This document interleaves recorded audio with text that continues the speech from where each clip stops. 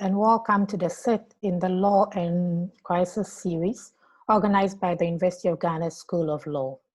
This session focuses on peacekeeping operations and the disruptive potential of COVID-19. The objective of this session is to have an informed conversation on how the new realities occasioned by COVID-19 impact peace operations and responses to mitigate such challenges. In this conversation, peacekeeping operations is used broadly to also include peace support operations, which are the operations undertaken by the African Union. These operations may include peace enforcement and war fighting. The nature of these operations undoubtedly means that there may be peculiar needs to which attention must also be paid.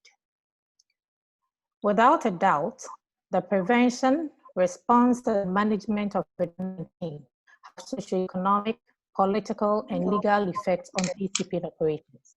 Even though most peacekeeping missions are working within COVID-19 mandates and resources, they are also having to take on additional responsibilities, supporting host governments and populations in addressing the challenges of COVID-19. New challenges have emerged in relation to the social contract in several countries, including those that are hosts to peacekeeping operations, and peacekeeping missions must help to navigate the conflicts arising thereof. On the other hand, new deployments have been stalled, and in some instances, rotations have been halted. Countries must adjust to these new realities, work with multilateral institutions to help respond to the needs of missions and host populations, whilst at the same time guaranteeing the safety of their deployed personnel. A tough balancing act is therefore required.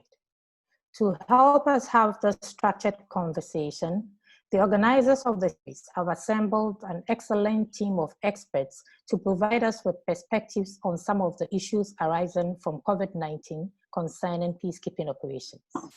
On the panel with me today is Her Ladyship, Professor Henrietta Mensa-Bonsu, a former Deputy Special Representative of the Secretary General in the United Nations Mission in Liberia, an astute academic who served in several capacities at the University of Ghana, including as Director of the Legon Centre for International Affairs and Diplomacy and Dean of the School of Law. She was also a member of the Secretary General's high-level panel on peace operations. Professor Mensa-Bonsu now serves as a Justice of the Supreme Court of Ghana. Brigadier General Kotia is a former commander of the Western Sector of the United Nations Stabilization Mission in the Democratic Republic of Congo. A former Deputy Commandant of the Kofi Annan International Peacekeeping Training Center, and now with the Border Commission, he is our second panelist, a military officer, an excellent and outstanding military officer, I must add. Mrs. Joana Osei-Tutu heads the Women, Peace and Security Institute at the Kofi Annan Peacekeeping Training Center, and she's a passionate advocate of the protection of civilians in crisis. His Excellency Emmanuel Bombande is a peace-building practitioner and mediation expert, currently serving as a senior mediation advisor on the United Nations Standby Team of Mediators. Mr. Bombande served as Ghana's Deputy Minister for Foreign Affairs and was for many years the Director of the West African Network for Peace Building. Dr. Amanda Kofi is my colleague, and she's a research fellow of the Legon Centre for International Affairs and Diplomacy, which provides training and policy-relevant research to the government of Ghana and Africa's multilateral organizations. My name is Linda Darkwa. I am a senior research fellow of the Legon Centre for International Affairs and Diplomacy, currently on leave and coordinating the Secretariat of the Training for Peace program in Addis Ababa, Ethiopia. I will continue to moderate today's. So welcome to the session.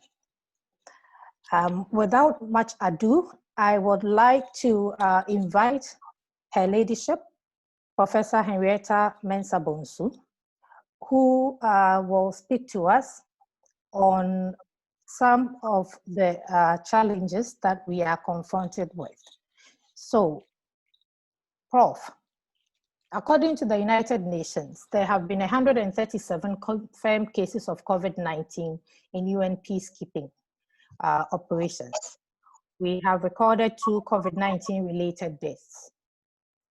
On the 7th of May, 2020, the Peace and Security Council of the African Union Commission met to discuss the mandate renewal of the African Union's mission in Somalia. In it, in the communique that was issued, it requested all relevant stakeholders to continue working together to expedite the deployment of the Ghana and Djibouti formed police units to Somalia. From a strategic position, what are some of the critical issues that troop and police contributing countries in general, and Ghana in particular, should engage deploying institutions on, with regards to their troops, the staff officers, the police contingents, and individual police officers that may be deployed? Thank you very much, Linda, and good afternoon or good morning, as the case may be, to my co-panelists.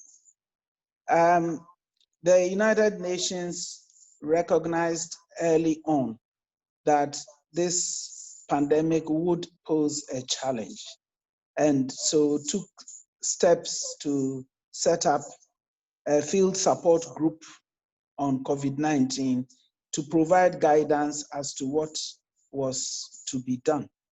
And this group has provided advice and continues to provide advice so that SRSGs and other leaders at the various levels would have guidance. But at the base of it, the UN itself has had to take on extra measures to make it possible for guidance from headquarters to be available. They have, for example, got the field support group to give advice on what to do with peacekeepers who contract the disease, because once they are coming from different countries, and by their mandates, they have to interact closely with the host population, one should expect casualties. So it's not surprising that there are casualties. So they have determined that their key priorities are to protect the personnel and to contain and mitigate the transmission, because they have to work according to the mandate, and also adopted some measures for implementing the mandates. Let me add that since 2017, the UN has had a partnership agreement with the AU to make it possible for them to cooperate at various levels and for the various mechanisms. So at the strategic level, at the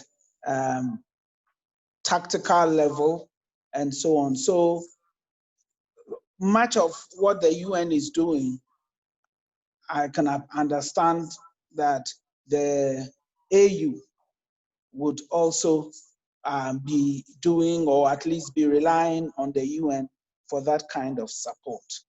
So the group has drawn up a plan for evacuating those who may contract the disease. So they've ramped up the Medivac resources, assets, where the people would be taken if they contracted the disease, to give them the necessary care and so on. So all of these things have been done within the framework of maximum implementation of the mandate. The Secretary General tried to get the Security Council to give to adopt a resolution on peace agreements, so that there would be ceasefires all over, because the recognition was that this COVID would pose challenges to missions. And if there were ceasefires all over, at least there would be a halt in activities and the things that have to take the attention of peacekeepers. It hasn't always worked, but at least there's commitment and the realization that all the missions require the same kind of support. There's also the fact that the missions, particularly those in areas where the conflict is active, would come under a bit more strain because the other side, especially the non-state actors and so on, would definitely ramp up activities. And I think this has been obvious in Somalia, where they've come under attack a number of times. Everybody knows that when there's a vacuum, then these actors get very, very active. So the plans that have been adopted centrally and which are being implemented, in addition to the instructions that have gone out to the special representatives, are intended to make it possible for mandate implementation to go on even as they fight the pandemic together. Admittedly, where there are lockdowns in the host nations, these are extra challenges. But at the strategic level, the production of support, especially for PPEs and so on, all of those arrangements have been made. And of course, extra budgetary support has also become necessary because nobody anticipated that the pandemic would go this way. So nobody really had a budget sitting around to be used. But I think in the main, they have made arrangements that would support all the missions. Thank you. Thank you very much. Thank you very, very much. So now more than ever, peacekeeping missions are having to do even more with the little resources that they have been given, but commitment seems to be the key. So Brigadier General Kotia, you were in the Democratic Republic of Congo in 2018, and as the commander of the Western sector at the time, you witnessed firsthand the outbreak of the Ebola pandemic, which at the time was actually classified as the second largest epidemic on record. During that period, what lessons did first the United Nations itself learn, but also what lessons did Ghana learn in relation to troop and capability generation and sustenance during pandemics? Thank you very much, moderator. And thank you very much to my fellow panelists. This question can be put in context by giving a very brief background on the UN peace operations in the DRC. And let's remember that the DRC hosted the first armed peacekeeping operations by the UN in the 1960s. That was called the UN operations in the Congo. Now, Ghana has been one of the key contributors to peacekeeping in the DRC since 1960, initially with a Brigadier and later drawdown to police support from the Ghana Police Service since then. Now, currently, the peacekeeping is known as MONUSCO, transiting from what we call MONUC, which was the UN mission in the Congo. And this was established in, the resolution was passed in 1999, but troops started arriving on the ground from 2001. And Ghana contingent served with MONUSCO since 2001. The general true numbers in MONUSCO now is over 8,000 peacekeepers, made up of civilians, police, and the military. The budget runs around 1 billion. And Ebola outbreak in the DRC from August 2018 is the country's 10th outbreak of the virus. And this time, the epicenters were in the Ituri and North Kivu provinces. Now, the security situation outlining this Ebola situation. Now, the security situation remains a key obstacle in containing the deadly virus of Ebola. And I want to add that this might be the situation with the situation of COVID as well. Now, health workers always faced attacks, kidnapping from armed elements, especially from the Allied Democratic Force in the east of Congo. Now, the civil war impeded access, affected vulnerable communities and the population, especially. Now, how did the peacekeepers, the UN force response to this? Through logistics support, they provided critical transport needs, airlifting capability, vehicles to the World Health Organization, UN agencies, and the Congolese health workers in that regard. Help to locate buildings that can be used as Ebola response centers, IT support, water, food, and Ebola response for workers in that regard. Now, as regards to security, the UN force provided a secure environment for the health workers to operate. They redeployed UN and military and police to Ebola areas because of the fighting that was raging, especially in the east, and also providing a support force to support the health workers in various aspects of their work. They also provided armed escorts to health teams, danger areas, and treatment centers that were affected. Now, this particular aspect affected the troop numbers because we were there originally on a mandate, but then this was an additional tax that we performed, especially during the period of the Ebola. Now, generation of a QRF by the force was very important as part of the overall Morocco support to the government and the humanitarian agency in view of the conflict that was still raging in the eastern part of the Congo. On the fourth generation, MONUSCO maintained a rotation plan during the Ebola era. However, in view of the limited area of the virus, there were some delays in the rotations as compared to the COVID, in which rotations have been clearly suspended. The UN has virtually viewed this as a global pandemic, and for that matter, the COVID rotations, not only in the DRC, but all missions have been suspended. Now, the sustenance and posture of the peacekeepers was very important. It was also very important, especially during the Ebola era, and this gives us lessons to what happened during the COVID operations. The maintenance of equipment, food and water supplies to troops were ongoing despite this conflict and were efficiently done by all the resources that have been marshaled. And I believe that that is what is still happening with the supply of PPEs to frontline troops. Providing frontline support was an aspect that was effective. And I think that this is something that is also being done with the COVID operation in the various missions so far as the attack is concerned.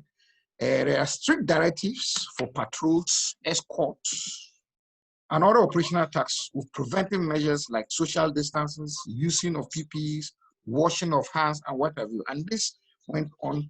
And I think that this has actually prepared the forces, the DRC in particular, in relation to COVID, because this is just a continuation of what was happening so far as the Ebola situation was done. There was also provision of locals from camps, peacekeepers, because of infection with the virus.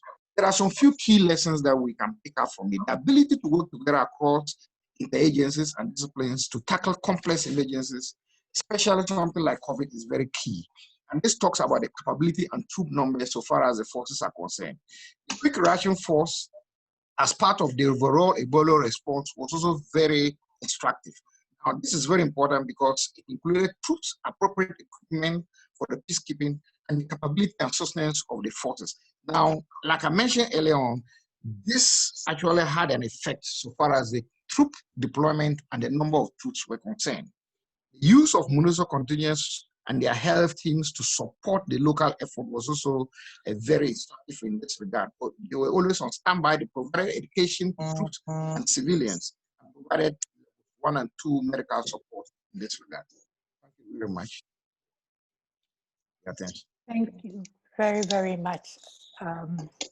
That's very interesting. Interagency collaboration. This is something that's been talked about for so long, but it becomes even more important in the cases of complex emergencies arising during peacekeeping operations. We will now move on to Mrs. Joana Osei-Tutu. We know that the world is gendered. and so are pandemics. So what are the gendered impacts of COVID-19 on peacekeeping? What lessons have been identified in past pandemics, such as the Ebola virus outbreak?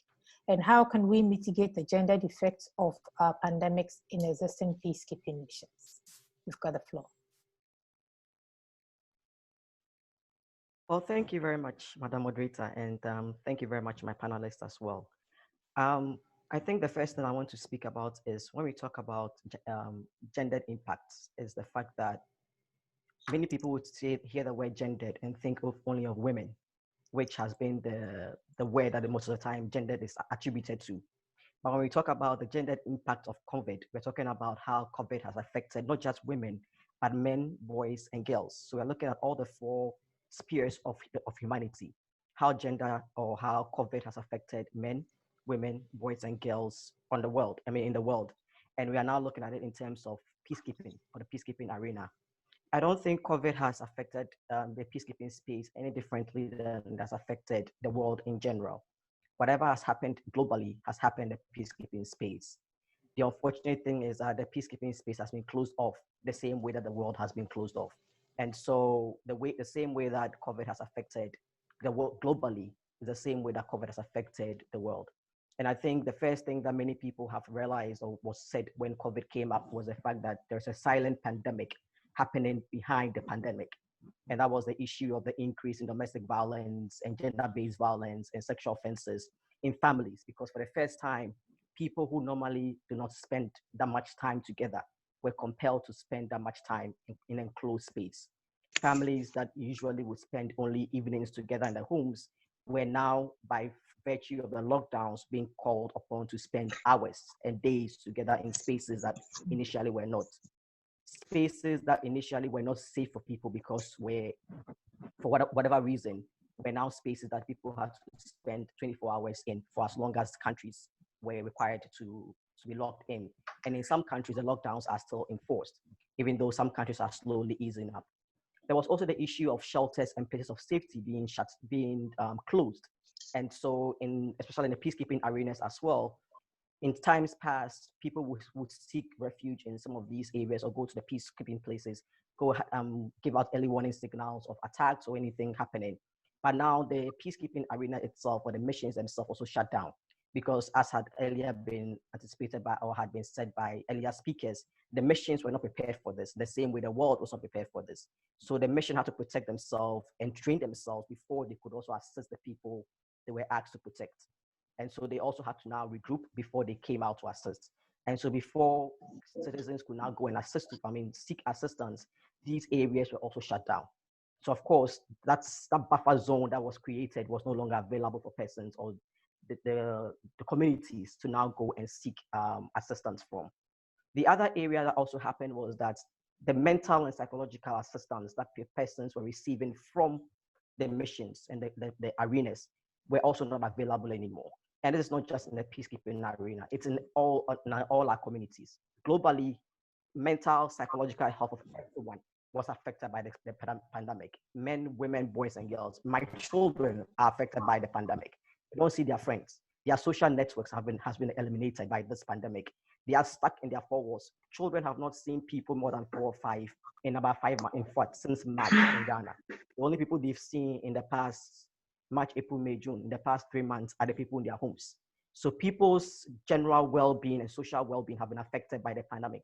And it is no different from the peacekeeping space. And I'm sure now that the peacekeeping arena have been opened up a bit and they've trained themselves a bit better and they are now engaging the communities and gathering more data, we'll be able to see the true effects of how the pandemic has affected the space within which we've operated. So when we look at the gender impacts of COVID in peacekeeping, I don't think it differs any way drastically from how it has been impacted globally. Definitely there will be an increase, as it has been globally, on gender-based violence and domestic violence. There has been an increase in the shutdowns of safe zones and buffer zones for persons to operate. There has been an increase in mental and psychological health and access to these places to be able to seek redress for these kind of atrocities that is happening. Now, what are the lessons that have been learned in past pandemics, such as Ebola virus, in these, to be able to address them? I think General Kotia mentioned some of these already when he spoke about what happened in MONUSCO and how the troops or the UN was able to address them and as such been able to respond to some of them. I think the other area that has also, we've learned a bit from the Ebola virus over the years and other pandemics that has happened, especially on our continent, is the fact that the fear of the unknown is great. And I think gradually over the years, we are getting better of eliminating that fear, of not understanding what the virus is and what it poses to communities. And I think we have to applaud our countries for continually engaging communities and explaining the viruses to us and explain the pandemic to us. And we have to applaud ourselves for also translating into languages that people understand and not only using the official language that we all know, which is English, but doing our best to try and speak it out to people in all the local languages that people can understand. So there has been the continuous effort to eliminate the fear of the unknown and making the pandemic understood by everyone, and also help people to understand how to avoid them, the protocols involved, what needs to be done, how do you protect yourself. But also, and I think where we may not have done a bit too well is there's also the fear of the isolation. People are still afraid of the quarantine process and what it means to be quarantined. And we have not done too well about that. We have seen stories on air what happened in Italy and other countries where people go into isolation, they don't come back, and that's the end of the story. We culturally, and I'm using Africa in this context, when a person dies, we still value the dead person. We want to go through the processes, the rituals that come with a burial of a person. But here is the case, we hear stories of somebody passing on, and we're not allowed to go through the funeral process and the washing of that whole process, the fear of isolation, the fear of going to quarantine and not coming back, the fear of stigmatization of going to quarantine, coming back and not being welcomed back into society. And I think that is where the examples or the lessons from peacekeeping and the reintegration processes that the peace support operations have learned may have to come into play here to help us to reintegrate those who go into quarantine and come back into society, and to help the stigmatization process a bit better. The burden, what we've also learned from the Ebola process, and we need to do a bit better, is the fact that women will be greatly affected by pandemics, in the sense that they are the caregivers. They are also the majority of the frontline workers, the health giver. If you go to our health services, a lot of our nurses are women, and a lot of our frontline workers are female. A lot of them come back home. There's a burden of not being able to be the mothers at home because they are still nurses and they are afraid of coming home to contaminate their children and contaminate their household. And so a lot of family members are living apart from their children and their household because they don't want to come and contaminate the house. And that lessons, we have not yet been able to balance the two and be able to provide that kind of emotional support for our health cares. Some countries and some institutions are doing a bit better at that in providing that kind of services. But I think one thing that we've also done and learned well is to provide the safety nets for populations and being able to provide some kind of relief packages for communities and persons that are affected greatly, whether it's in form of incentives, whether it's in form of relief packages, whether it's in form of food, whether it's in the form of, what do you call it? Electricity coverage, whatever it is, by providing some kind of relief packages for communities and persons whose income and livelihood will be greatly affected by this, has been one of the lessons that have been learned from previous pandemics.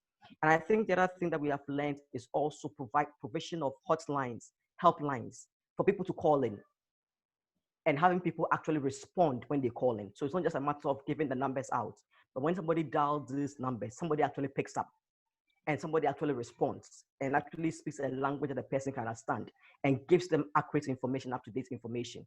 Now there are apps, there are WhatsApp platforms that people can go, send information, receive accurate information, up-to-date information. And I think all these services have helped people to get the information. Always going back to the first point I raised, eliminating the fear. So people have access and information. I think that's one of the greatest lessons we've learned from previous pandemics. Having access to information and being able to know and be informed and make decisions for ourselves. Now, your last question was, how do we mitigate the gendered effect of pandemics in existing peacekeeping missions? Again, I would globalize this and say, and borrow or echo the words of the UN Secretary General, and say that we need to make the prevention and redress of gendered impact of COVID as part of all response mechanisms. It should not be an afterthought. It should not be after we have done all the response mechanisms, where we say, hey, what about the gendered impact? No, once we start and we sit down and start drawing plans, the gendered impact should be part of the response plans. It should not be an afterthought. We need to increase investment into online, to phones, to CSO services, to begin to address the effects from the beginning, and not address everything and then we realize that we left a gap and then begin to address them. We need to continue to provide security and judicial service to persons to seek redress for abuse, for any form of issues that would arise during the COVID issue. When COVID happened, we drew all attention to try to address. Our security services were put on the forefront to support the frontline workers to help to address COVID. And at times, there was a perception of the fact that they stopped addressing the other part of their work and became COVID frontliners, whilst not neglecting, but whilst on their blind side, other things were being neglected. There is a need for countries and peacekeeping operations to declare shelters and safe places as essential services. They need to stay open. They need to be a priority. We need to continue to have safe places and safe havens for persons to seek services and seek redress for them. And above all, we need to create safe places, continue to create safe places for persons to seek help, and seek help in a way that when they are going to seek help, the person or the persons they are running away from is not aware that they are there. So I think in mitigating this way, it's about continuing to create the safe spaces, the buffer zones for persons to go and to receive the assistance they need and be able to continue to live their lives in a safe and a secure environment. Thank you very much. Thank you very much for that. Clearly, for me, my takeaway from this is that when gender becomes an add-on, then gender challenges become even more exacerbated in unprecedented and crisis times. So we need to ensure that gender is mainstreamed into all our policies, plans, programs, laws, so that when we have crises such as this, we will be able to respond to the gender dynamics as well. Thank you. Mr. Bombande, Your Excellency. Yes. You were for years the director of WADEP. Yes. So we know that peace building is one of your passions.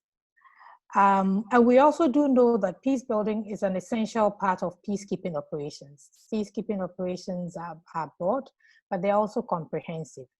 And peacekeepers, particularly civilian peacekeepers, work closely with communities emerging from conflict or in conflict in their peace-building efforts. Now we've got COVID-19, and one of the prevention etiquette is social distancing. So how has the COVID-19 impacted on peace-building efforts of peacekeeping missions? Thank you so much, Madam Moderator.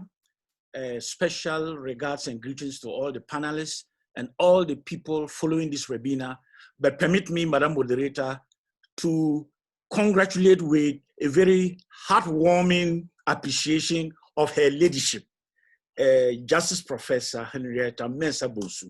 She always makes all of us in Ghana proud, and I'm so happy to associate with her in her new elevation and the work that is before her. Let me try to address my mind to the question you asked, but first of all, speaking forcefully to one issue. The COVID-19 pandemic is the biggest threat to our global humanity after the Second World War. So that if we are looking at the trajectory of our human history, from the Second World War as it ended, the biggest threat to everything that is about our humanity, including peace and security, is this pandemic.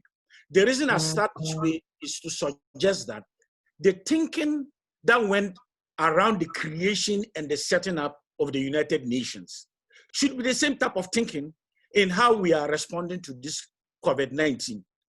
And the reason for that is simple, that there are certain things human beings cannot do on their own as sovereign states, but that it requires the multilateral engagement and collective action of the global community, which then applies to the question that we are addressing in the theater of peacekeeping operations. And you are absolutely right. Peacekeeping operations today are integral in their strategy to peace building. And that has been recently confirmed by the Special Committee on Peacekeeping Operations, whose report has been debated in February and March in the General Assembly. And the other anecdote is that it is the realization of this interconnection, this integrality of peace building in peacekeeping that led the current Secretary General to restructure the United Nations architecture. And that's why there is a merger of now the Department of Peace Building and Political Affairs with the Department of Peacekeeping Operations, so that the two are in tandem, and we do not see peacekeeping to be refusing to engage on the root causes of violence, but that the peace building component will be doing that whilst the peacekeeping is looking at the question of stability. But having said this, keep in mind that by the 10th of March, when the WHO declared COVID-19 as a global pandemic, the Secretary General of the UN followed on the 23rd of March with a global appeal for a ceasefire in all areas where there is active armed violence. The Security Council has been wrangling since then to have a Security Council resolution that will support this global appeal. The fact that we don't have a Security Council resolution on COVID-19 tells us a lot. It reveals the weaknesses of our global security architecture. It talks about our refusal and incapacity to think in the same manner that the global leadership taught in 1945 when the World War was ending. And that has a lot of telling in how peace building is affected by the impact of COVID-19 in the field of active operations. In this regard, I could now speak specifically to some of the issues. That first of all, a Security Council resolution would have given a strong signal to blue helmets and to their civilian counterparts in peace building and peacekeeping on what they must continue to do. But without that strong signal, the missions are left to continue to respond, as all the panelists have talked about, including the gender dimension, in ways that they are trying as much as possible to do. But the challenge is simple. The fact that there is an active theater of peacekeeping operation also talks about the vulnerability of that country. So that when you take the Central African Republic, you are not, in the pre-COVID-19, the country could boast of just about 3 ventilators. So there is a reliance completely on the peacekeeping mission to support the country from all the things that we've been doing in Ghana, whether it is PPEs, whether it is face masks, sanitizers, you name it, including health professionals. So in that vulnerability, it adds to the complexity of peacekeeping. And for that matter, peace building will then come in to be weakened further. And what we have seen so far is that even the countries that responded to the global appeal for ceasefires reneged. So countries like Colombia and the Philippines, they responded to the ceasefire, they reneged. Close to our own, in Cameroon, one armed group unilaterally accepted the appeal. The 2 others said it is conditional to how the government is responding. And so you see that that global appeal has not been able to create the necessary environment for the response to COVID-19, and for that matter, peace building is a casualty. You need the humanitarian space to respond to the COVID-19. But when people are in active combat, civilians, and particularly the most vulnerable, women and children in displaced camps, are left unprotected. And yet, in every peacekeeping operation, a cross-cutting mandate is the protection of civilians. So what happened in the 3rd week of May in Ndele, in the north of the Central African Republic, was that there was an implosion of violence in that part of the country. The peacekeepers, the blue helmets, were present, but they were helpless, because the civilians that to protect are the ones who were also looting UN peacekeeping resources and properties like computers and vandalizing UN offices. We saw a similar incident in Ituri in the eastern part of the DRC. So what you then see happening is, because the peace-building component has been weakened, and what I mean by that specifically is that when you are talking about peace building, you are talking about the continuous engagement of mediation and dialogue efforts to hold people accountable, to respect the implementation of peace agreements, to carry themselves within the respect of the mandate of the peacekeeping mission. But you cannot do this online. You need to engage people directly and be able to appreciate and hold them accountable to their own commitments. But that is not happening. In fact, there was an incident in which the UN mission in Bangui was trying to reach one of the leaders of the armed groups. And somebody suggested that could it be online? And this leader said, I'm in the jungle. I'm not having access to UN facilities of internet. So if you want, you come to me, but I'm not going to talk online. And so the question then was, should the UN fly and meet this armed group? But the fear was, because of COVID-19, there are additional risks to UN personnel. And that is particularly the case because, as we speak, in some of the missions, senior staff, both civilian and military, have had to be evacuated because they were tested positive. Which then goes to talk about what then happens if the UN is perceived to be infected through its personnel with the virus. The population that is supposed to be protected will see themselves to be more vulnerable by UN personnel who came to protect them. And so it puts the UN completely in a very difficult and impossible situation. And that has been the case from one mission to the other. And to that extent, therefore, that comprehensive strategy that is needed to address comprehensively all the elements, including the exit strategy, so that the country then is stable and then peacekeeping missions can hand over, because a political transition would then continue so that peace can be sustained, has also become very vulnerable. And I think these are the challenges that continue to dawn on us. And I want to make my conclusions on this first intervention, that the UN can only do what it is mandated to do when the environment in which it is operating has the capacity to receive the type of support that is brought to the fore. And that when COVID-19 already endangers the social, economic conditions of these countries that are fragile, it complicates now UN missions in the COVID-19 period. Not to mention the fear and the anxiety that this has brought about.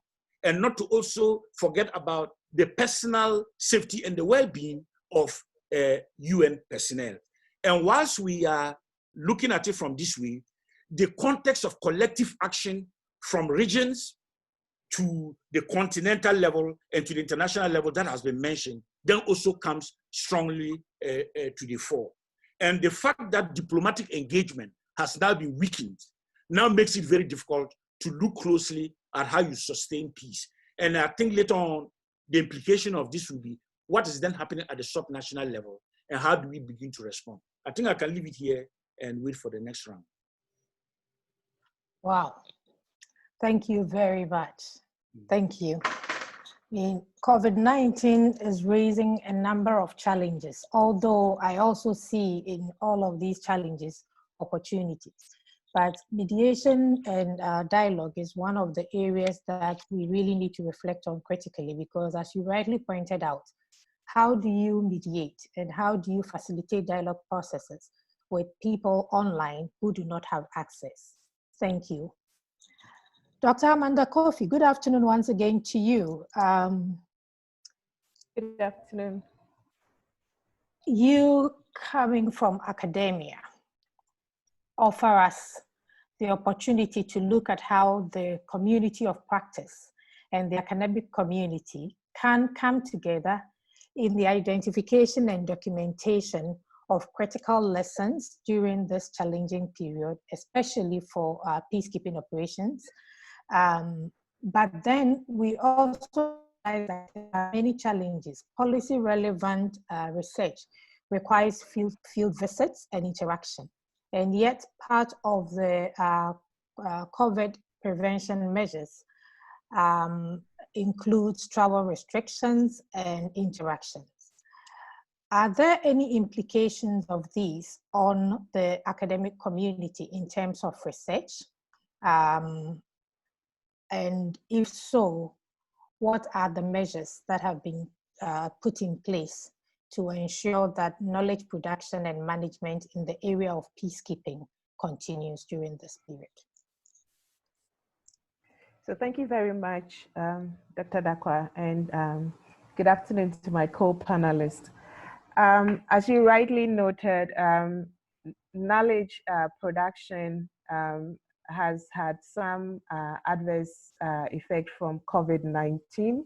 And it's not only related to peacekeeping or peace and security activities, but in general, researchers and scholars have had to go back to the drawing table, and in some instances have had to postpone ongoing research activities. However, we are in an era where we need more information, where there is a lot of information going on, and decisions will have to be made based on informed knowledge and also scientific research that has to be conducted. But the restrictions coming from COVID-19 have that. So researchers have had to attempt to navigate some of these constraints, and particularly in the area of peacekeeping, where the field is considered most vulnerable now. That is, societies that have peacekeepers are generally considered not secure to begin with. And so for a lot of peace researchers, going into a society that is vulnerable is something that most probably we have some experience from. In terms of mobility, I would say that personally, I was just about to leave for the Gambia, where you know that the AU and ECOWAS have a mission there trying to resolve the crisis. And fortunately, upon discussions with colleagues in the field and notifying me of what was going on, I made a decision not to go. Otherwise, I probably would have been stranded there due to the restrictions that has been imposed on border in Ghana and also in the Gambia and around the world. So mobility for researchers is a need and a necessity if you really want to get to the thrust of it. And for peacekeeping or peace scholars, one of the methods that has really influenced our research is this idea of embedding ourselves in the societies that we conduct research in. So ethnographic study is very, very important and very relevant. And as most of my panelists are aware, the most exciting and very innovative research that has come in the field has come from people who have embedded themselves. So generally, we try to visit the area and we engage with the people to be able to understand the context of peacekeeping, the effect on the people, and also how to improve upon peace operations, among others. And so once you are restricted from having access, and also even if you are in the field, as you rightly noted, the distance and the limitations that are imposed upon you in terms of how close or the proximity with which you can get to your research participants obviously is influenced or has implications on the findings. And so this has become a major constraint. How do you navigate this and ensure that you are able to get your participants play a role and share their experience with you, and to avoid the situation where researchers just turn to parachute.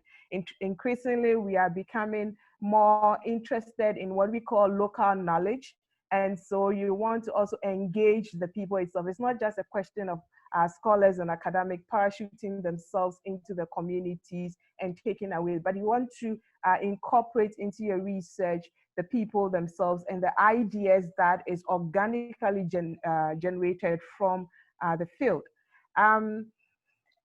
You specifically spoke to the issue of restrictions on mobility and interaction. But one of the challenges, which is not new, but has persisted in the academic world, is the issue of funding. And I know that even in terms of practice, the UN itself is under pressure because there's very limited funding. The Peace Building Commission Fund that was established, very few people have contributed to that, and there are some challenges, and peacekeeping operations face funding challenges. But scholars in this area also face challenges, and one of the things that COVID-19 responses has had on funding opportunities available to peace scholars is this, the response has yielded to this statist approach, where states are more inward and are looking for solutions to address what they consider to be their situation. And so for most of the donor communities and the donor countries that hitherto were funding some of these research in areas where peacekeeping operations were going on, there has been a temporary withdrawal. And in some instances, when they have not withdrawn from it, new announcement on funding has not included a call for proposals to be submitted and for research to be conducted in this area. What this presupposes is that these communities that are experiencing these challenges would have to find a way of contributing to research, i.e. Funding. However, these communities in themselves do not have the capacity to do that. And so the international community, in terms of calling for solidarity in addressing the issue and appreciating that research is important to addressing the challenges imposed on COVID-19, would have to extend the tentacles on what issue areas, that is the communities of interest. If you take a look at the European Union calls for proposals for funding or research, there's been a shift, and it is focused on EU countries alone. But as you and I are aware, most of the peacekeeping operations are in developing geographical locations who do not have the capacity to fund that. And so for most of our scholars, we rely on these international communities and their commitment to funding such research. So once we do not receive that, that becomes a challenge. Then there's also the issue of ethical consideration. Ethical consideration, I must say, it's something that scholars are very salient on, particularly for researchers who go into the field where there is peacekeeping missions. And one of the ethical consideration is the safety of the researcher, as well as the safety of the population of the studies. One, I think that co-panelists have spoken about incidents where peacekeeping operatives, we know the Haitian issue where the UN peacekeepers were accused of transporting cholera into Haiti in 2010. And when my co-panelists spoke about that, the UN is mindful of such history, and so it's doing everything to ensure that UN peacekeeping operatives are not seen in a similar light, and so are withdrawing peacekeepers who are found to have tested positive. And it's the same thing that scholars also want to avoid, because you don't want to, one, go and contaminate the field. you don't want to be the one who is seen as having transported or imported coronavirus into the field. So one of the issues that we think about is the ethical issue. And this has resulted in some decisions by even institutions. And my institution, University of Ghana, for example, has halted all travel-related research activities by scholars because one, you want to protect your researcher, and two, you want to protect the population that your researcher intends to travel into. So these are issues that scholars and researchers in the area of peacekeeping are contending with. However, innovation is one of the things that scholars do very well. And so in this time, most of us have had to return to the drawing table, take another look at your methodology. How do you ensure that you continue to gather knowledge, you continue to gather data, and continue to share with the relevant institutions to inform the decisions that are being made? And so some of the things that is really driving us at this time is to collaborate, partner with other colleagues, and particularly partner with other scholars in the communities that we conduct research in. And so these are some of the things that we are looking at in terms of the funding challenge. How do you do that? But I must say that it's quite a challenge, and it's quite difficult for me as a researcher who has for a very long time be engaged in ethnographic research to be sitting at the desk and doing that. But we are also relying on archival research, which the UN has a very interesting data collection. And we hope that this would help us in our drive to push our sub-regional organizations such as ECOWAS to improve upon their data collection. And also we are also relying on our personal and institutional connections with peacekeeping missions around, and how peacekeepers in the field could become our collaborators in the research that we conduct. And so there are a number of innovative ways. And other things that we are doing to also overcome some of this constraint is to try and establish some form of database where individual peace research scholars can share previous data that they've already used, and others can tap into it. And this will become very meaningful even for our students who are trying to understand the field of peacekeeping and other peace missions abroad. But in summary, these are some of the challenges, and we are trying to also find some opportunities around to overcoming them, because knowledge sharing and information in this moment is very critical, and it is something that we cannot let go. And I must say that since the virus has been captured more in the health instance, it seems that there's a lot of research money going on in the natural sciences, and social science is seemingly not receiving that much attention. However, things are happening in the community, as my colleague Joana discussed, issues about gender and the effect that the COVID-19 responses and COVID-19 itself is having on gender requires a more collaborative research between the social sciences and the natural sciences. And so these are some of the areas, and collaboration between the supposedly global north researchers and the global south researchers. So I think going forward, partnership and collaboration is the way that scholars are trying to navigate the challenges of COVID-19. Wow. Thank you very, very much. I mean, clearly, without a doubt, COVID-19 has impacted on all of us in very, very significant ways. So we may not necessarily be ill, but there are major challenges and impacts to our way of life and our careers as well.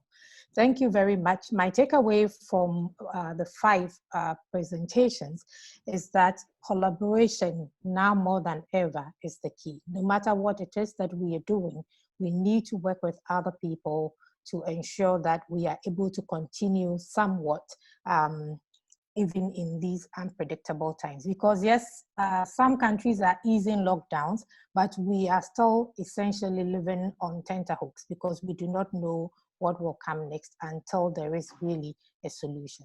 Thank you very much, Dr. Kofi. It's already 2 o'clock. I cannot believe this. So I am proposing that we bring in our audience. We have a number of hands up. So I think that we should bring a few of our participants in to ask their questions. And if we still have a bit of time, we will go on with the second part of this. I hope this is agreeable to all of you. So our first participant who will take the floor is Mrs. Ufualamte. Mrs. Lamte, you've got the floor.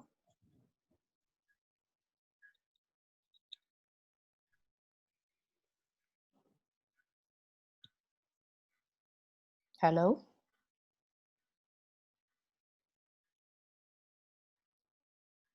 Okay, I think we lost her. Okay, we'll try to get Mrs. Lamte back on. I see that we've got Prof. KJ on as well, who would like to speak. So whilst we try to get Mrs. Lamte on.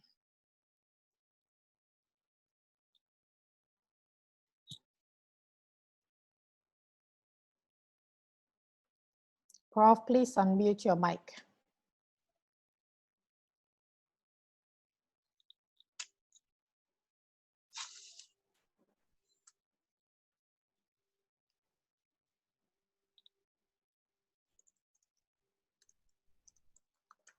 Good afternoon.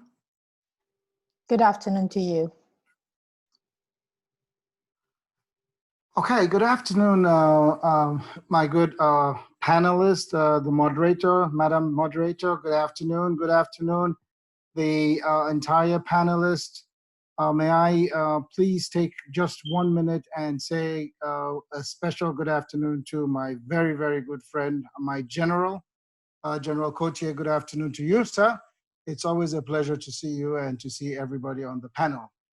My question or the contribution I'd like to mention is to let us take stock from this pandemic as to the state of peacekeeping in the continent. One of the things I, from a very distance, have noticed is that despite the challenges we have in our various countries in Africa with this lockdown, which has to do with economics, we haven't seen an uprising by our communities and masses to the point of anarchy. We have managed to, despite the scarcity of resources because of the lockdown, the inability of business people to trade and do their daily chores, we have managed within ourselves to control ourselves. So I don't know what that tells us about how peaceful we are as human, as a society, as a community. And maybe this is a lesson to be learned, that even when we think we can't, we within our communities socially can adhere to our sensibilities. One other point another observation I just wanted to point out is that for me to be able to be discussing this with you all the way from Atlanta, Georgia, tells you that they have in the Western world absolutely nothing over us in Africa. We can, right now in Atlanta, any meeting I go to is on Zoom.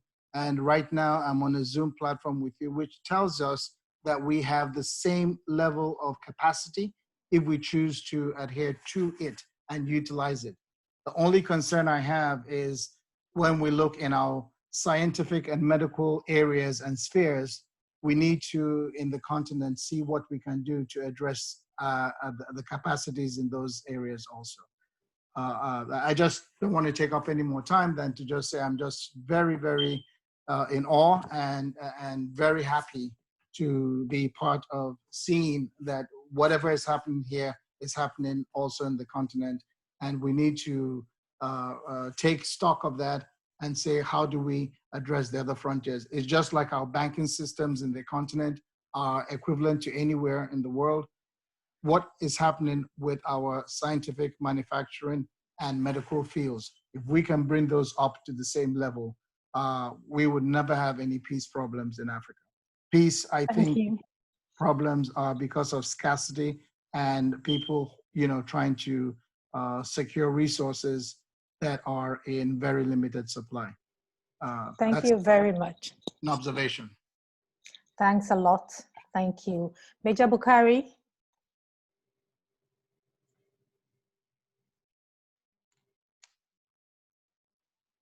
You've got the floor now.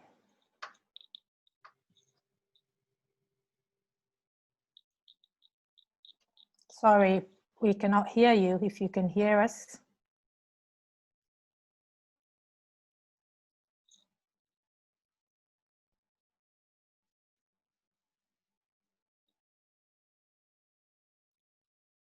No, I'm going to have to take you off for now whilst we try to identify what the challenge is, and then I'll come back to you shortly. Wow, technology, we still need to perfect the art of it, don't we? Maybe the academics can help us with that. So I have, in the meantime, some questions that have come in. So I will try to read that out and have us try to address that whilst we sort out the hitches. Professor Mensa-Bonsu, you've got a question.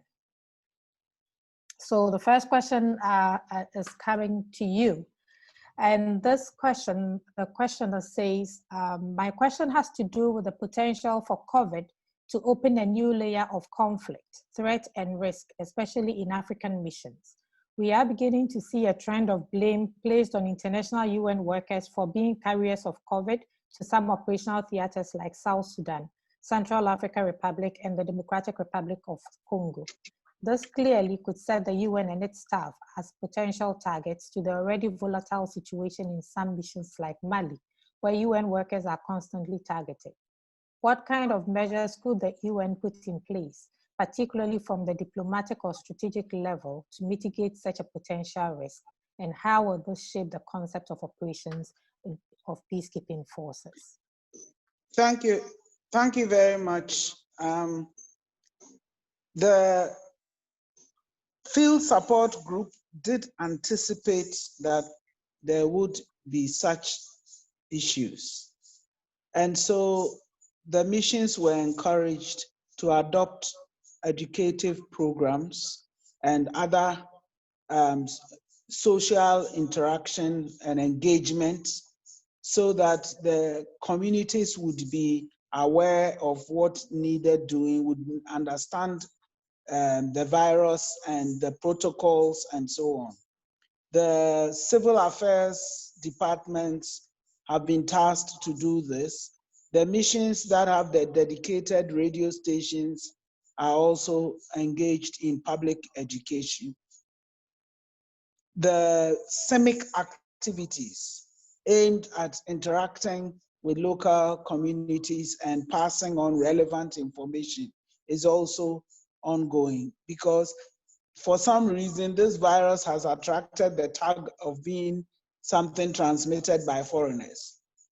So in some of the missions, some of the missions have come under attack, and host populations who are generally suspicious anyway of the peacekeepers have taken this on board and are threatening the security of peacekeepers.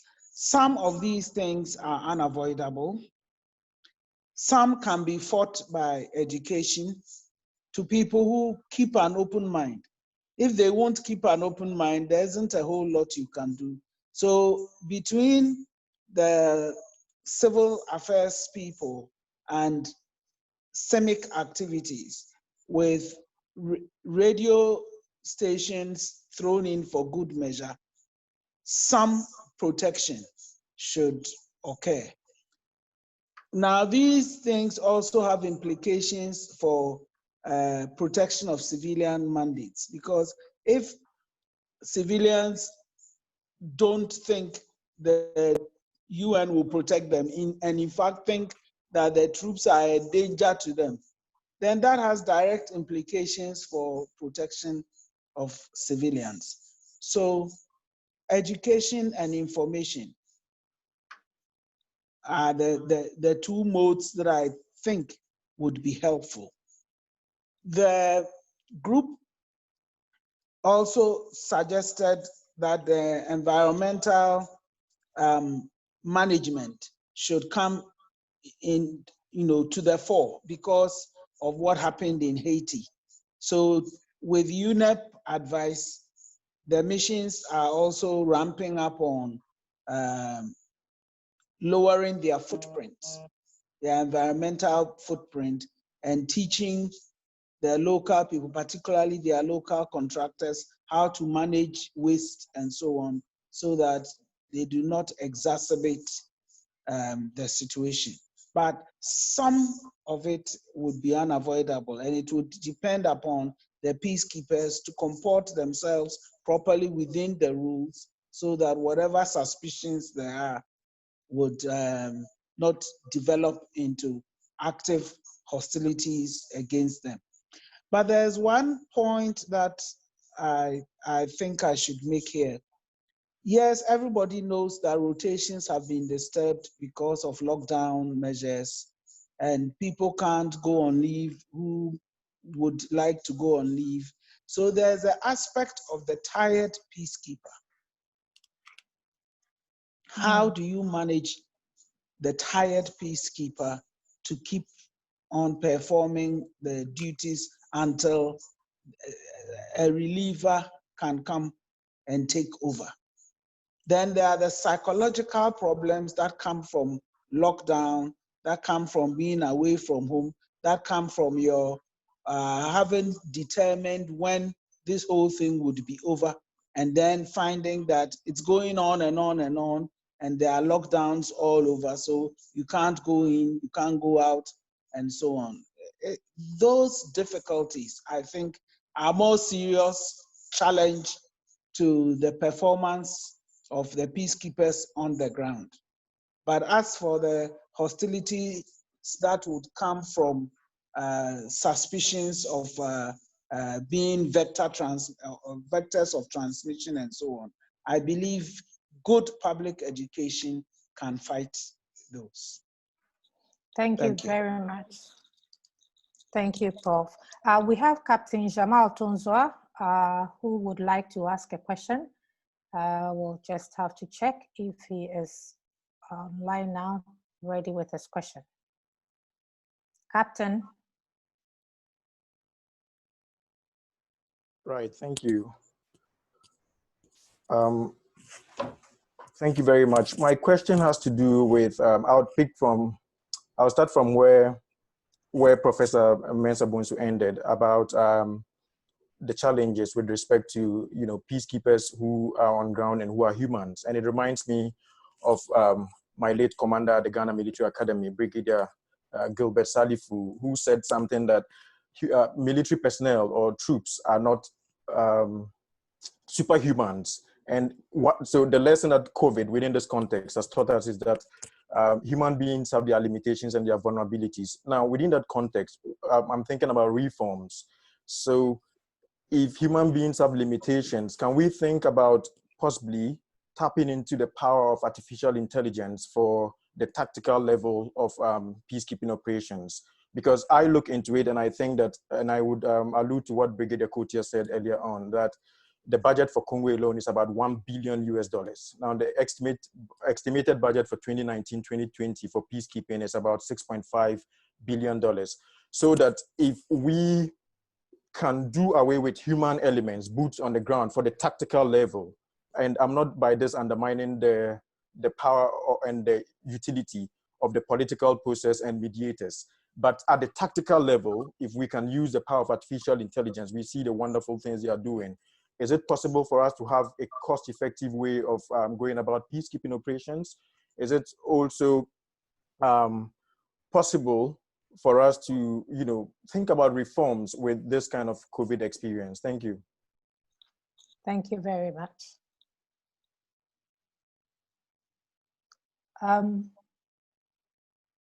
Mr. Prof, may I come back to you Yes. with the question by the captain? Yes. As you may know, in 2014, 2015, there was a high-level panel also on the use of technology by the UN, and extensive recommendations were made because it became clear that the time had come for drones and so on to be used for air surveillance and all of those things. But member states were uncomfortable about feeling spied on. And so if artificial intelligence is going to be deployed in place of human peacekeepers, member states would have to agree that it is the way to go. But the problem of involving artificial intelligence as boots on the ground sails perilously close to artificial intelligence being deployed to fight wars. And everybody gets nervous about soldiers who don't have any human feeling because they are not human. I believe that member states, as appropriate, would discuss and adopt positions. But for now, it's a little uncomfortable, I think. In any case, that is limited to boots on the ground. What about the kind of work that Honorable Bombande and the others do, where they need to have face-to-face interaction? You can't deploy artificial intelligence to mediate. So even if it is the way to go, it will have its severe limitations.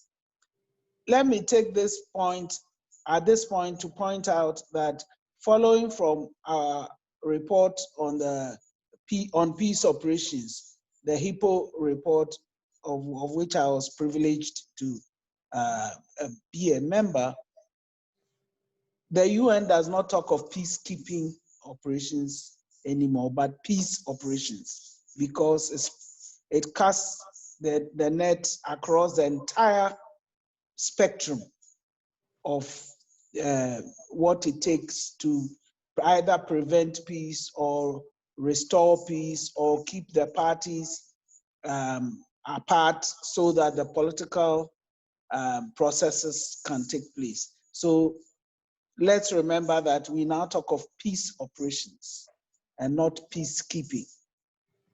Thank you. Thank you very much, Prof.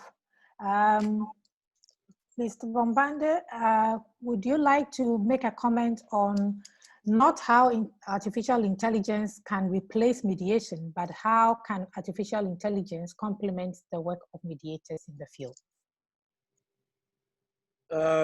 Thank you so much. Her leadership has addressed this comprehensively, particularly towards the end, some of the things I wanted to say.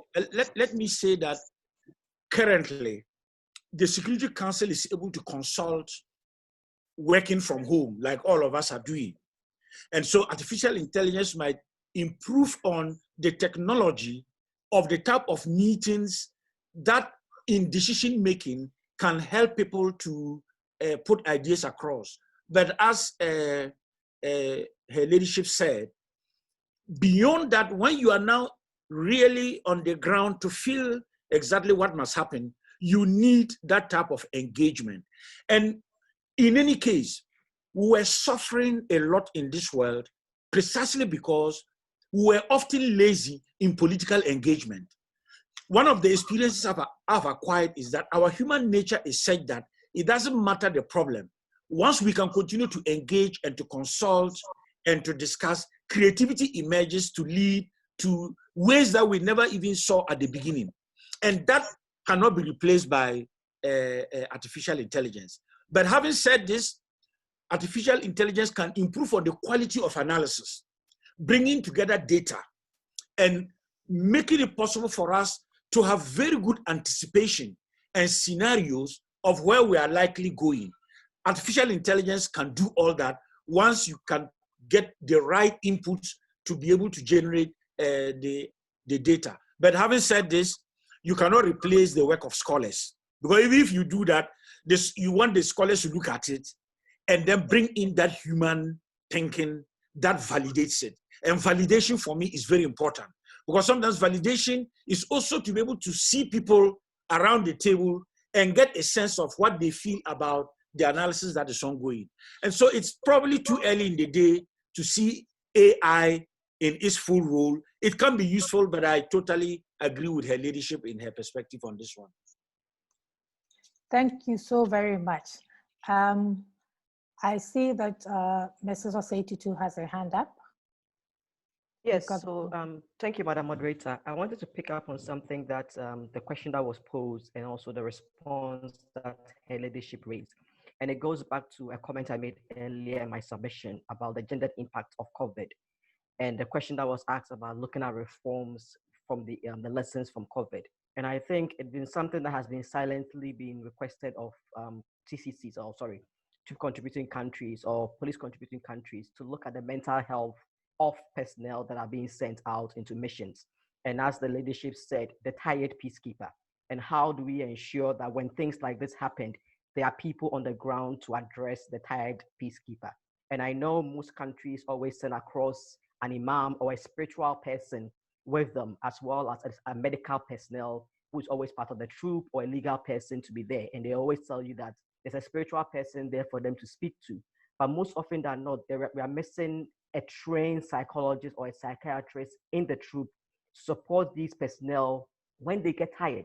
And they need to be given some sort of counseling or some sort of professional assistance to deal with the tiredness and the gravity of the work that they come across.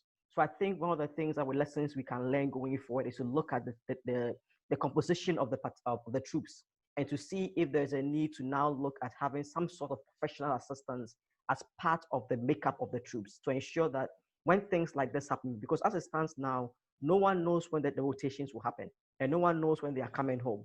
And we don't know the kind of assistance that's been offered to them there to ensure that their minds and their mental health is secured at all times. I'm sure the UN is trying its best, but I think it's better, it's good that from the beginning of their training, from academy, from training schools, we begin to start mentally preparing them and having the kind of psychological assistance and needs that they do. So I think one of the lessons learned is to begin to look at the reforms that we can prepare our personnel that goes into the mission, whether in uniform or civilian, to begin to be mentally prepared and have the kind of psychological assistance they need throughout the process, so that when such things happen, there is a process or a mechanism in place to address them and prepare them for these kind of things. That's what I wanted to add. Thank you. Thank you very much. I see Brigadier General Kotia has his hand up. So, sir, you've got the floor. I just wanted to add on the question of reforms. In view of the COVID, there will be adaptations so far as the way UN undertakes peacekeeping operations in the future. In the past, we had Ebola affecting all the DRC, but looking at COVID, definitely there will be. Now, the issue I want to bring up is that UN peace operations will no more be the same like it used to be, definitely. Apart from the financial challenge, but COVID has also taught us a new way of going about things. Things that force peacekeeping missions to reassess which of the activities are essential in carrying out so far as the bandit is concerned. Now, if you look at this period of COVID, the UN has prioritized protection of civilians, force protection, support to host institutions, and outreach so far as COVID activities are concerned. And these are the areas that they are prioritized so far as COVID will be. Now, looking at this, an assessment will be made eventually to see how peacekeeping operations can be strategized moving ahead. Now, I normally use the example of DRC as a case study. Now, whilst I was in DRC, there was this proposal that there should be a drawdown. Now, the decision that was arrived at was that the DRC should end up having 5 to 6 rapid deployment brigades to cover the whole country, and then all troops are withdrawn. Then these are battalions that are going to be very well equipped. The capabilities will include air lifting capabilities, and they are deployed in areas where there are airports so that they can easily intervene in any area where there are operations. Now, looking at this strategy and this what was happening in DRC, I believe that various environments will dictate how or what strategy to be adopted so far as definitely they will be reformed. There is, and from the last questioner, there is some element of artificial intelligence that is being used in the MINUSMA as of now. Trial thing that has been adopted with the consent of the two contributing countries in MINUSMA. To some extent, it has working. But I think that I advocate for both artificial and human intelligence operations. Thank you very much. Thank you, sir. Dr. Amanda Kofi. So thank you very much. And I just want to quickly add that the peacekeeping operations or peace operations, as her ladyship has rightly noted, is not just about troops. And I think that the fact that it's inclusive of all professionals and a lot more was evident in Liberia during the Ebola crisis, that the peacekeeping missions had to turn into an institution that helped the Liberian state address it, either from communicating to the community, helping in the health sector, helping in education and other areas. And so I think that just looking at peacekeeping as troops is what limits our understanding on the kind of interaction that peace operations engage in the community. And so we are quick to suggest solutions such as artificial intelligence. But there is more to peace operations that needs people from different professional backgrounds to be in the field and to engage with the community to achieve the objectives. And for each mission, there are objectives that are clearly set out based on the context or the needs of that mission. And so going forward, I think the UN has, the UN through its 72 years of peacekeeping has demonstrated its capacity to reform, to address challenges that it encounters in the field. And so with data backing it and with research from other individuals and other institutions, and also from partner institutions such as the African Union, ECOWAS, and among others that are on the ground working. I think that some of these reforms and these ideas that we are sharing will make its way into peace operation missions. And I agree with the general that as with all aspects of our life, peace operations will not be the same post-COVID. Thank you very much. At this point, I think that we still have a lot of time, actually. So I would like Mrs. Osei-Tutu to kindly answer a question on sexual exploitation and abuse. Well, in your presentation, you did speak a lot on how we see a silent pandemic happening at the back of this pandemic. And you made a lot of references to people, I assume, who are in their own homes. But how is this impacting, or have has COVID-19 impacted on sexual exploitation and abuse in any form? Well, thank you very much, Dr. Darkwa.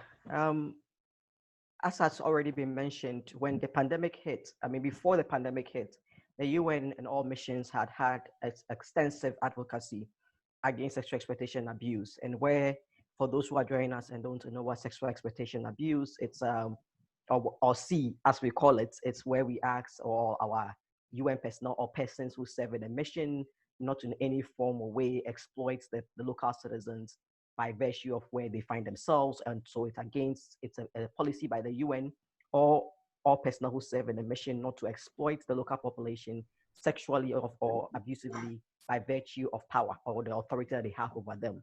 And so the UN, I'm summarizing here very well, please.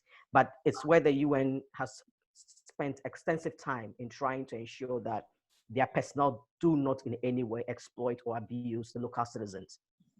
And extensive work and advocacy and training has gone into this to ensure that personnel do not do this.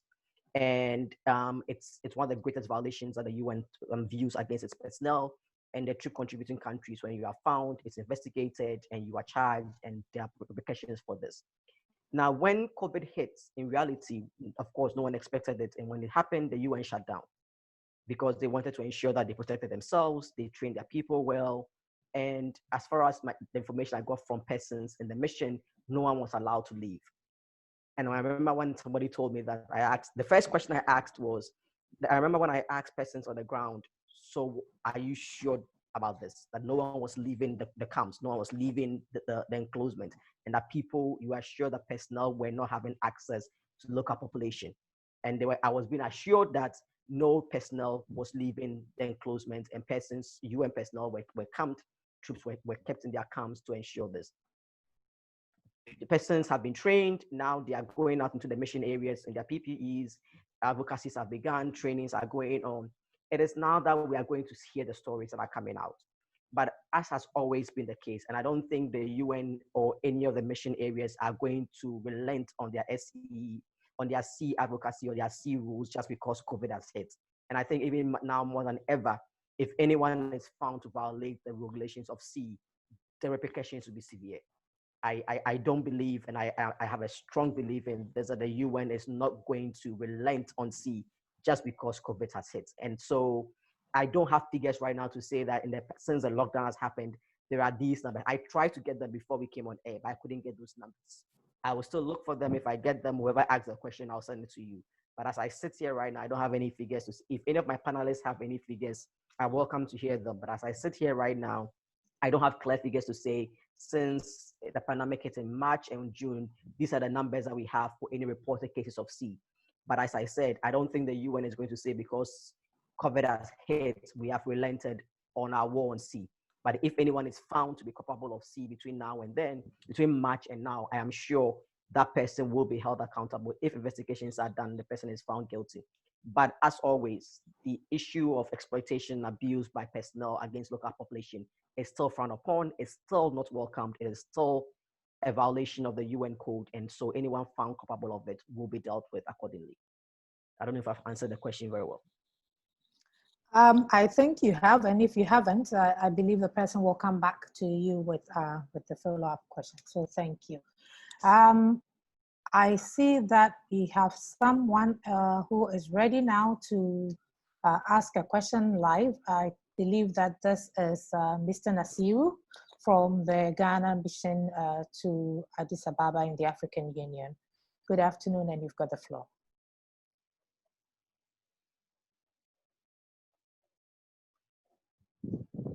Hello. Good afternoon, Doc, and good afternoon to our panelists.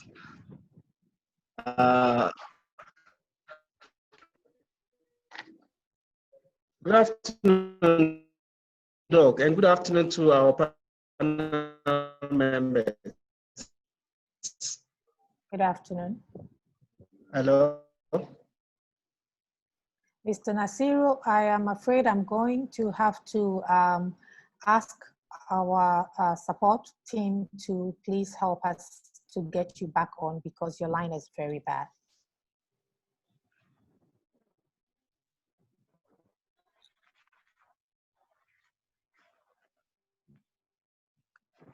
Okay.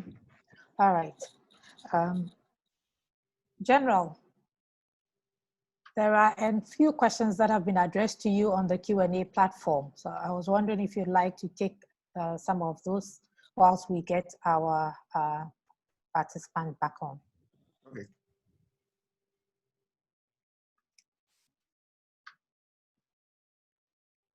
One of the questions that I'm looking at now is what support is the Ghana Armed Forces offering to troops who are in lockdown currently in some of the missions?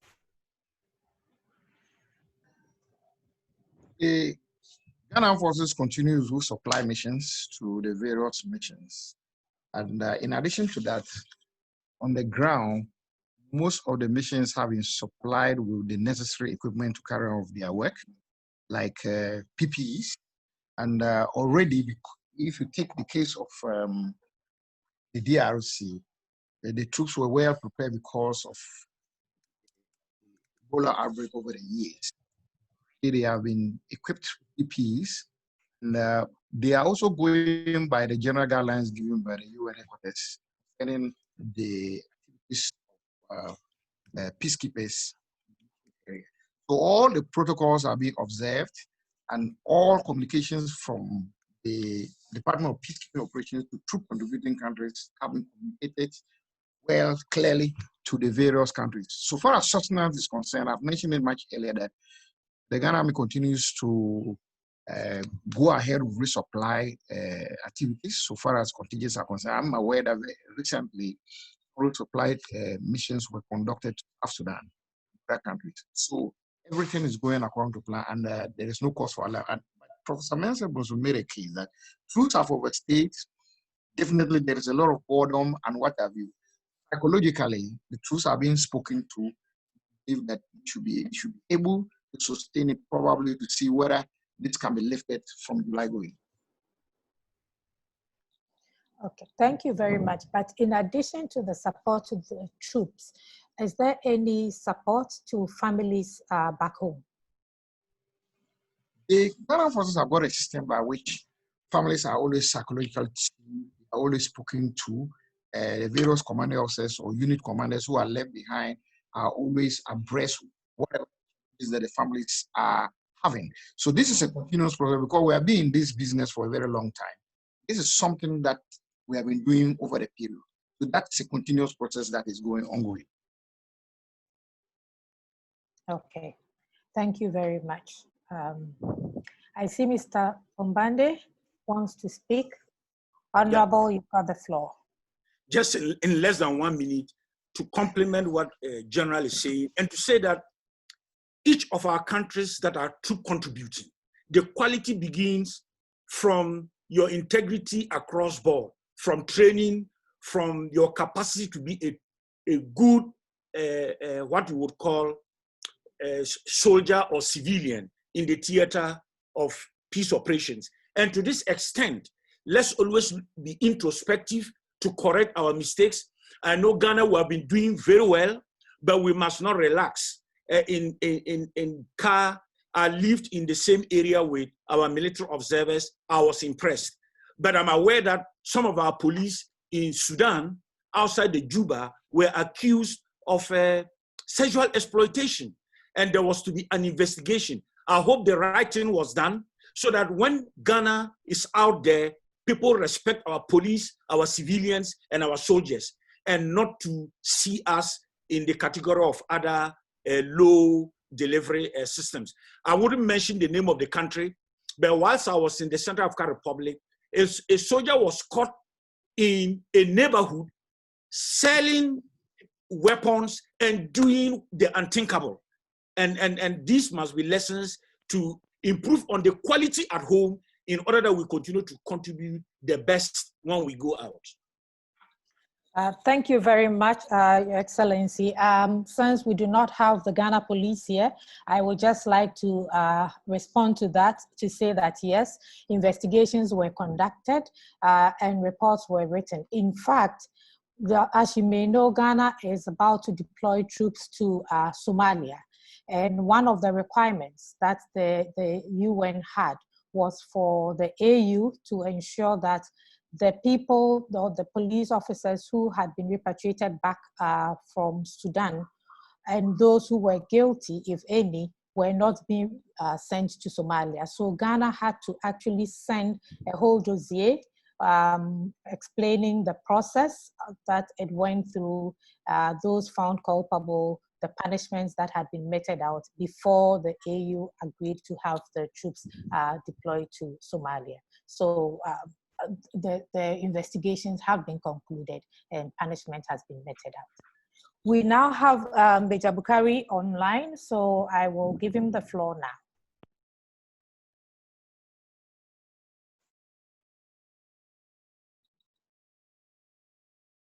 We still cannot hear you, I'm afraid. Major, if you can hear me, would you mind sending us your question on the Q&A platform, and we will try to respond to it because we cannot hear you. The next person that I see is Vera. Vera, you've got the floor. Hello, good afternoon, everybody. Can you hear me? Yes. Okay. I actually have 3 questions. The first one is to Her Ladyship. I wanted to know how far the UN has come in relation to killer robots. We all know that the big wigs defense for killer robots is for it to solve the challenges that we see now with human troops. So more than ever, they are going to use the pandemic as a defense to push through the killer robot agenda.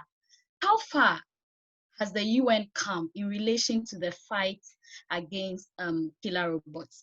That is 1. And 2 is to Brigadier General. It's in relation to countries that we see often other countries citizens of other countries trying to sneak into our country. And every day we continue sending them back. Is there the possibility that this might cause a strain of relationship between countries? And if yes, is there any memorandum of understanding to manage some of these challenges? Because I think recently we heard that some Burkinabés were in the country and they were returned back to their country, even though they tested positive for the virus. And the last one, not to anybody in particular, is in relation to the peace environment in Ghana. We know that peace is not just the absence of war, but availability of resources and other factors. How would we currently measure the peace environment in Ghana as we head towards elections? Thank you. Okay. Thank you very much. I think that we will answer 2 out of the 3 questions that were posed, because the third question I do not think fits into this series. So I think that, Prof, if you will kindly go first.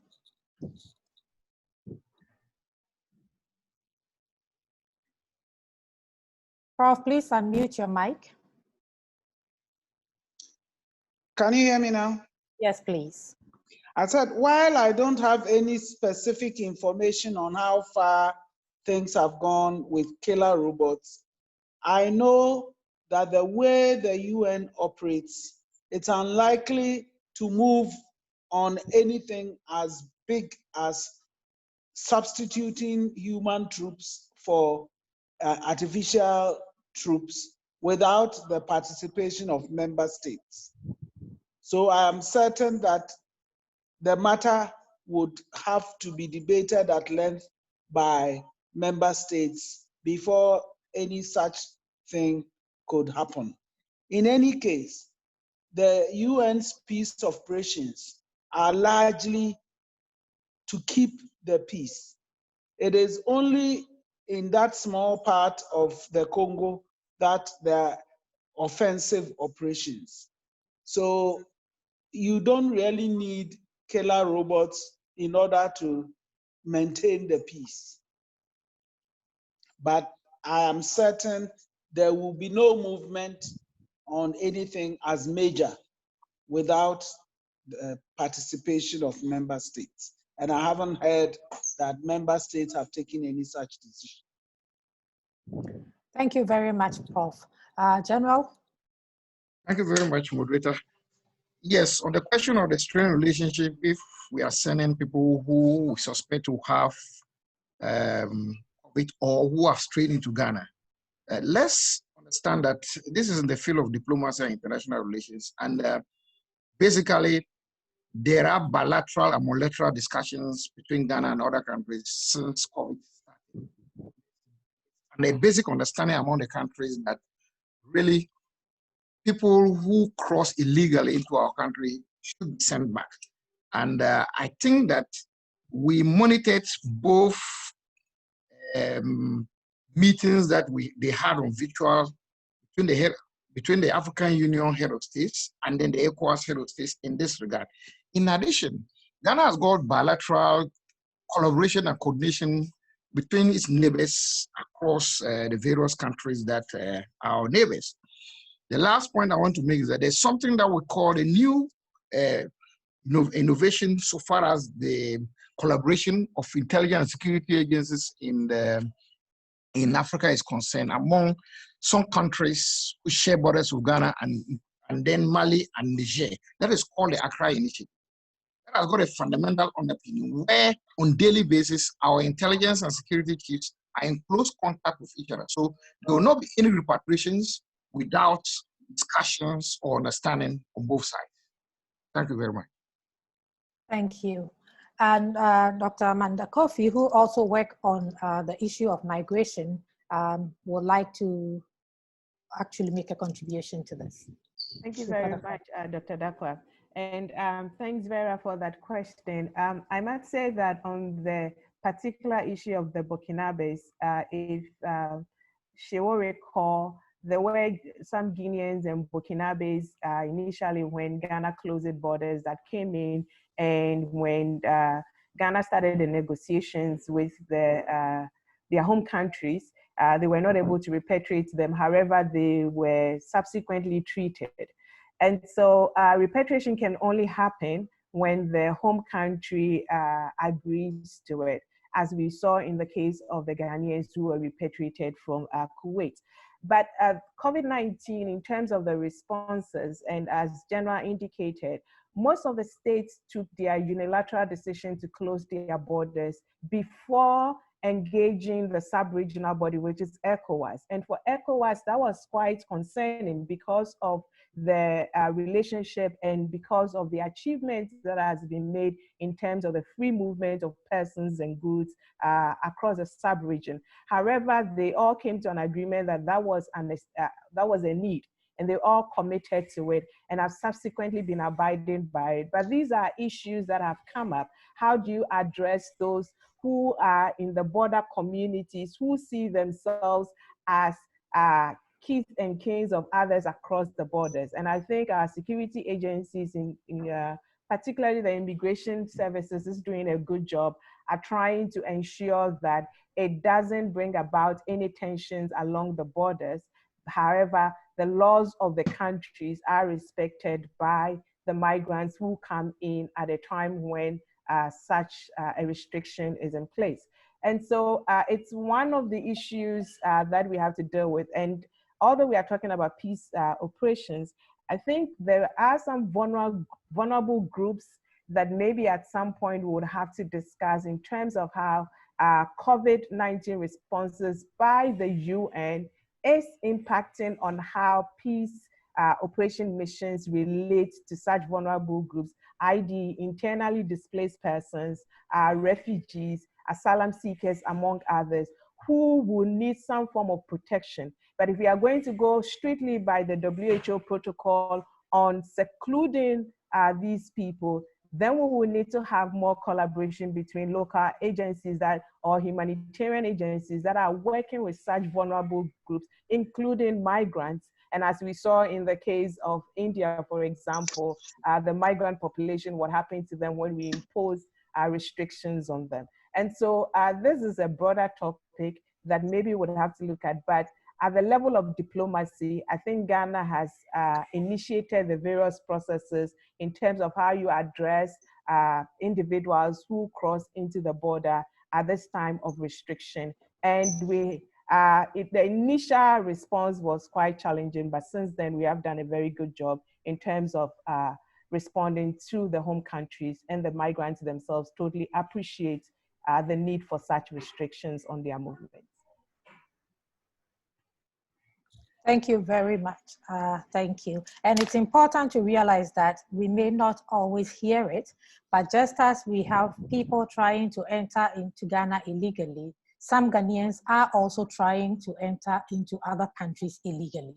So it's not just a one-way street, because that thinking is what tends to fuel xenophobia as well. Thank you very much. We only have 6 minutes to go. So I'm going to ask our panelists to give us one policy relevant takeaway each. May I please start with you, Mrs. Osei-Tutu? Wow. I think I'll go back to my initial statement that I made when you asked me to look at ways and means in which to mitigate the gendered impact of COVID. And that is to look at in making responses and preventive measures to respond to the mechanisms. And that is, I'll go back to that again, that's in addressing the response mechanisms that we put in place to address COVID moving forward. That any plans and processes that we put in place, we ensure that we gender mainstream. Let me use the right word. We integrate gender, not mainstream. We integrate gender perspectives into all response mechanisms, not mainstream. We integrate gender responses into all policy documents and policy procedures that we put in place to ensure that it doesn't become an afterthought. And that's when, and then when we finish, and we, as I think Honorable Bombande said something, this is a new norm for us. And since World War II, this is a new fight that the world has to fight. So when we plan for the next generation, we should ensure that gender is integrated into all our policies and procedures moving forward. Thank you very much. Thank you. Dr. Amanda Kofi? So thank you very much. I will have 2 points to make. One on the basis of maybe trying to address underlying causes that leads to issues of insecurity, and then having to deploy peace operations in the first place. And I think as researchers and as policymakers, one of the things that we need to pay attention to is the research on early warning signs and how to address them and try to mediate them to prevent the situation of it escalating, so that we don't have to deploy a huge peace operation missions in this country. So research on addressing the causes of these insecurities, we need to pay attention to it. And secondly, for researchers and scholars in this area, my takeaway is that what the current situation has indicated is that there is a need for more collaboration with local researchers. And that collaboration should not be seen as a researcher and assistant relationship, but it should be one of equals, that even the people that we call research participants are also people with knowledge on the ground, and that in times like this, we would need them, and we will need to collaborate. Whether you are in the global south or you are the one controlling the purse, it has to be a collaborative relationship between the various agencies. And our institutions should begin to fund research in our individual countries. Research agencies are suffering from funding because in times past we have neglected them in our budget, and the research budget has suffered enormously, and we need to take another look at that. Thank you. Thank you very much. General? Thank you, moderator. I have 2 takeaways. My first one is that there's the need for a sequence approach and flexible framework to allow for a better response to anticipated challenges in future. And this requires a strategic framework, probably drawing down from the global to the continental, regional level, and then to nation states in that regard. Because this is a pandemic we have seen, and probably, who knows, in the near future. The second one relates to a blueprint that should exist to address multinational health emergencies.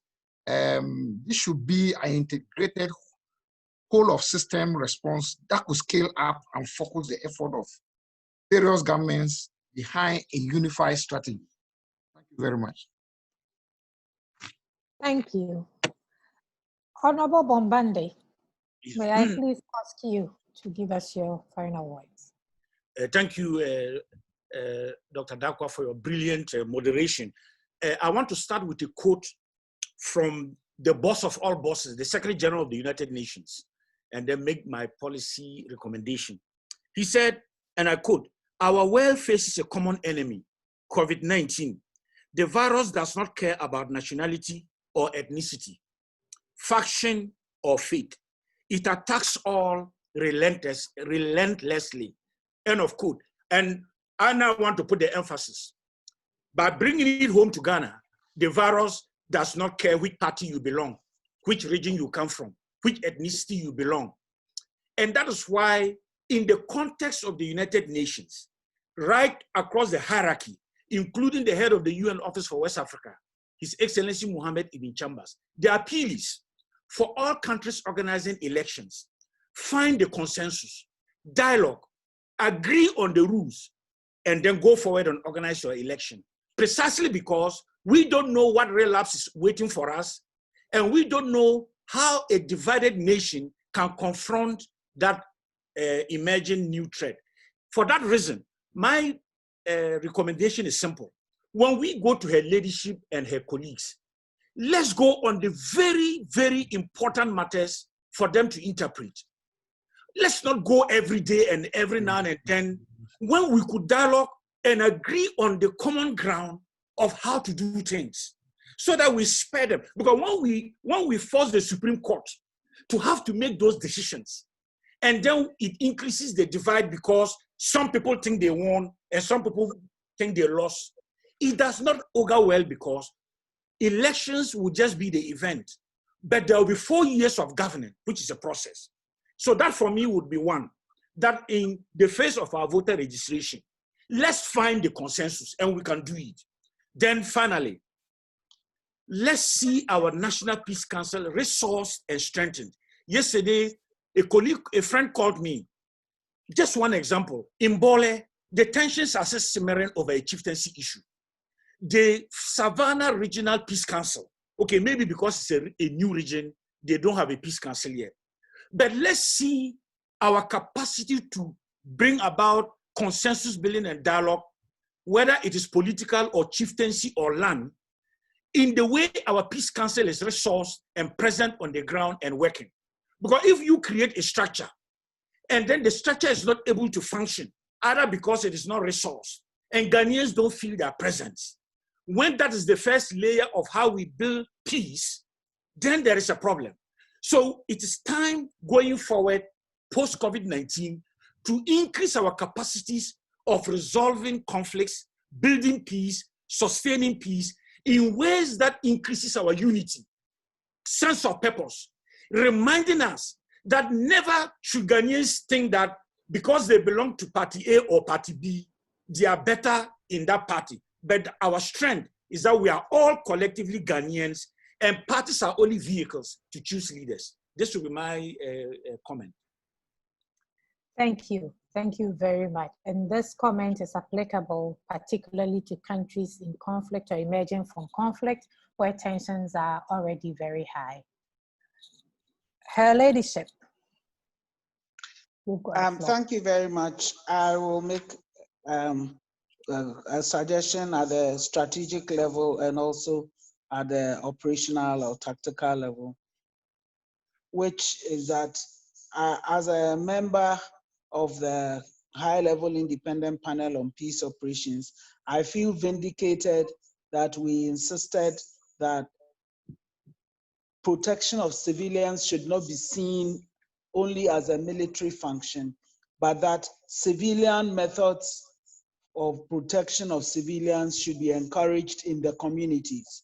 Because now with lockdowns, the communities are literally left to their own devices. So if they have not worked on their own protection mechanisms, they would be without protection because the peacekeepers cannot move. So more effort into developing civilian approaches to protection of civilians. For deploying nations, we need to look at the accommodation that peacekeepers will now be provided with. Because of social distancing and so on, those who are entitled to hard-world accommodation may find that they have to add tent accommodation as well. But it's important that TCCs and PCCs look at the accommodation because they owe a duty to their families back home that the troops they are sending will not bring back all manner of things that would have to be dealt with. So accommodation, I think, would be an important thing for them to pay attention to. Then also the troops that are stuck in missions waiting to be brought home, some more effort to improve their psychological state because sexual exploitation and abuse has so embarrassed the UN that now the sanctions are very harsh, not just for the person, but also the country that deployed that person. So more of an effort to keep them engaged because with lockdowns have come economic difficulties. And the poorer the communities around the military and police accommodations, the more pressure peacekeepers will come under to help them with whatever. And it is those things that get them in relationships that the UN absolutely abhors. So more training for the troops on SCA and the various ways because they are going to come under more pressure. More psychological support for those trapped in missions till they can come home. More insistence on social distancing, even with the accommodation that the UN can provide. And above all, more civilian mechanisms for protecting civilians in the conflict areas. Thank you. Thank you very much to all of our panelists. Very insightful discussions. I think that I will only highlight 3 things that I do not think has come up in the summary. And the first one is that multilateral institutions that deploy peace support operations must now take the prevention, response, and management of epidemics into consideration when allocating peacekeeping resources. Because we've seen this happen with Ebola, we now have COVID-19, we do not know what will happen to us next. And missions are traditionally underfunded. So to have underfunded missions that are already stretched, having to use their resources to help host governments deal with such challenges can be quite telling. The second point is for troop and police contributing countries to include the prevention, response, and management of health emergencies in peacekeeping training, and particularly in pre-deployment trainings, because this is becoming one of our new realities as well. Also, integrating gender into policies, plans, and programs is absolutely critical, but perhaps also even more important, or even equally important to this, is the need to ensure that our health systems are engendered, particularly because of the fact that a number of the host countries in which we serve do not have good health facilities, and they tend to rely on the health facilities of the peace support operations. I'd like to thank all of you and to say a big thank you particularly to all our attendees for your time and for the active participation. Until we come your way next time, have a good evening. Thank you.